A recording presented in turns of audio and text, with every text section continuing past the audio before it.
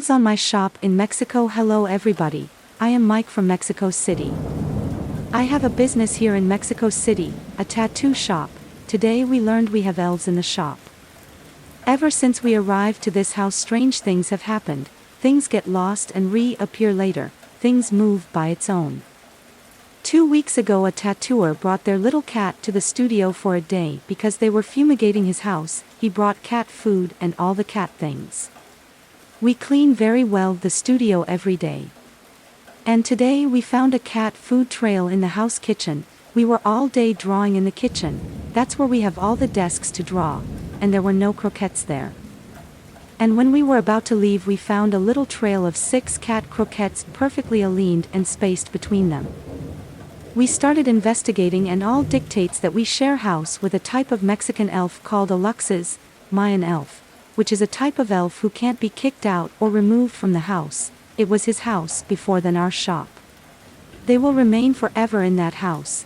The only thing we can do is make them our friends by giving them offerings, being friendly and having a good vibe at the shop. Now all things that happened before have sense. PD, I have a photo of the trail but don't know how to post it with my text. My theory on what shadow people are. So I recently had a spiritual awakening and keep realizing new things I've always wondered. I'm a very mentally ill individual, so my thoughts are kind of dark. I think shadow people were mentally ill humans that committed suicide.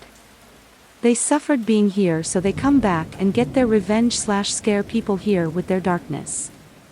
Personally, I'm neurodivergent, so this world wasn't made for people like me. I'm at a high risk of suicide. I just thought as a joke, wouldn't it be cool to scare the people that unintentionally bothered me, lol. Normal people aren't bothered by things that affect me because of my sensory issues.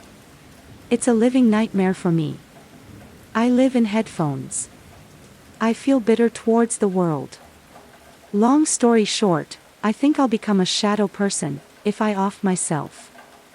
I keep finding rotten carrots around the house. In December I found a random carrot in an extra room that we don't use.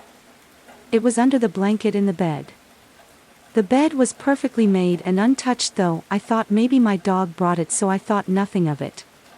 Maybe about a few weeks after I find another one in a completely different part of my house where my dogs can't reach and aren't allowed in.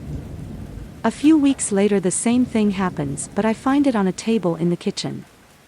My dogs aren't allowed there. And right now I just found another carrot in my mom's room in her drawer.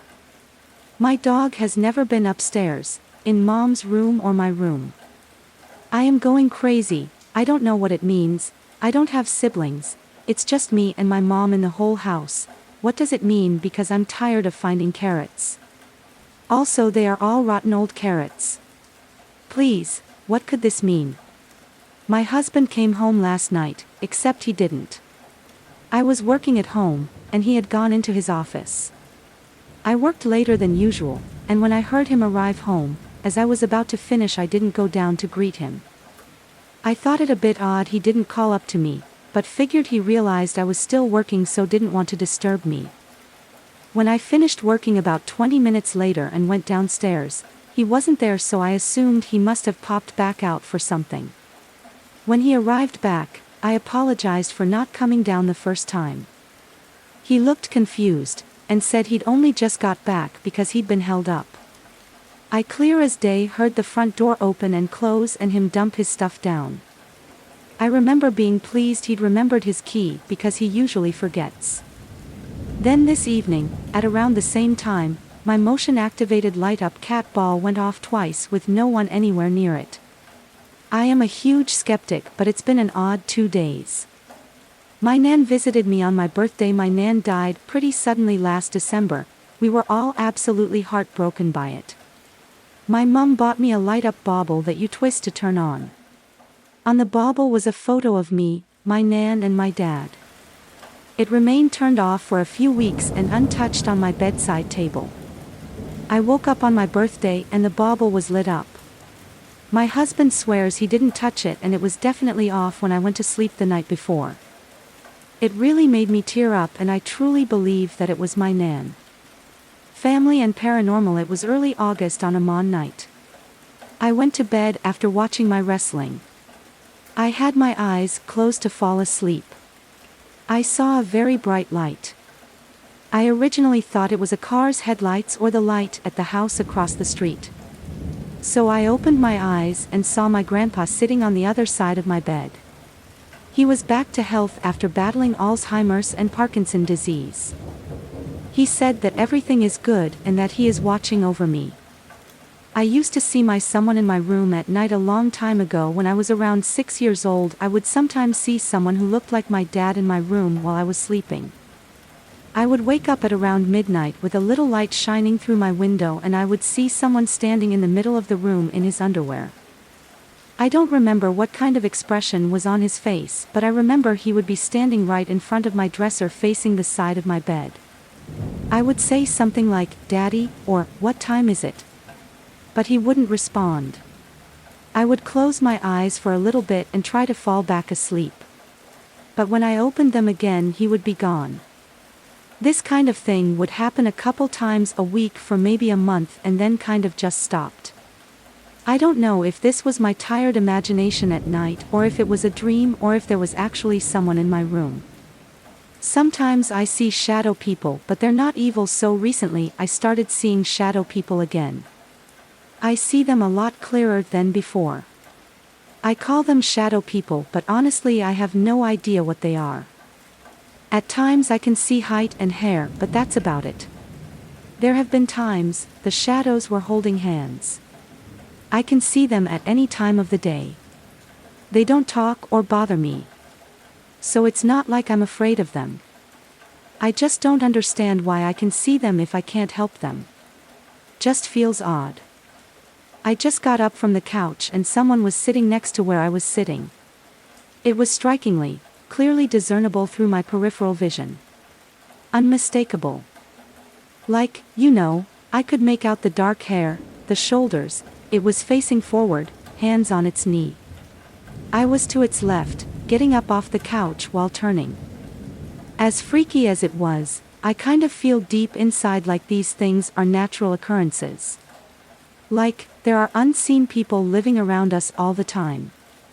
Anyone else see things through your periphery lately? Disembodied voice, To start, before this happened, I never believed stories of ghosts, have not been spiritual or religious. 2-ish years ago, I was at my ex's apartment. We were just FWB at this time. We were on the bed watching Netflix on her phone.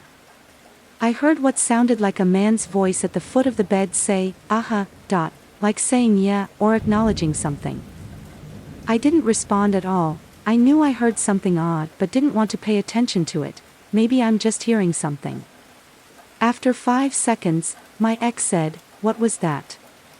I then verified that I had heard it too, and we tried to throw ideas out that it could have been, but there's literally nothing that could have made that sound in that room, at the foot of the bed, anywhere for that matter. It was a voice.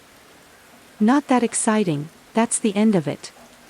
Now I'm listening to Mr. Nightmare on YouTube, and that experience recalled to me, figured I'd share it.